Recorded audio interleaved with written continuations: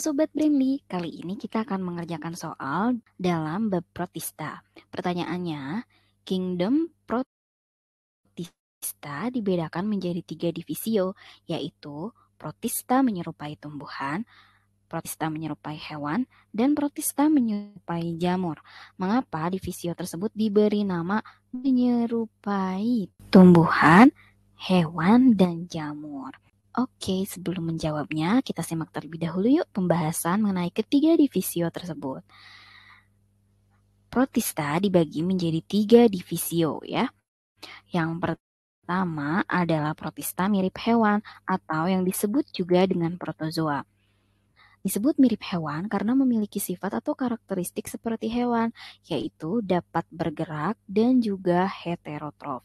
Heterotrof ini merupakan organisme yang memakan organisme lain atau memanfaatkan organisme lain untuk memperoleh nutrisi demi keberlangsungan hidupnya. Nah, protista mirip hewan ini dibagi ke dalam beberapa subdivisio ya, yaitu ada yang berkaki semu untuk bergerak, kemudian ada yang memiliki bulu cambuk, ada yang memiliki bulu getar, dan juga ada yang tidak bergerak ya, yang disebut dengan sporozoa. Kemudian ada protista mirip tumbuhan atau disebut juga dengan alga atau ganggang. Nah, alga atau ganggang ini disebut mirip tumbuhan karena memiliki karakteristik seperti tumbuhan, yaitu fotoautotrof. Jadi, alga atau ganggang ini memiliki klorofil sehingga dirinya dapat berfotosintesis dan membuat makanannya sendiri.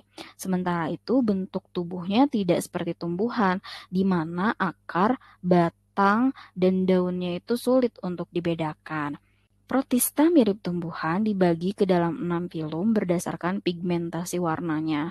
Jadi ada alga merah, alga api, kemudian alga hijau, alga emas, alga coklat, dan ada Eglonopita. Nah, Eglonopita ini bisa disebut protista mirip hewan karena dia heterotrof, tetapi bisa juga disebut protista mirip tumbuhan karena memiliki klorofil.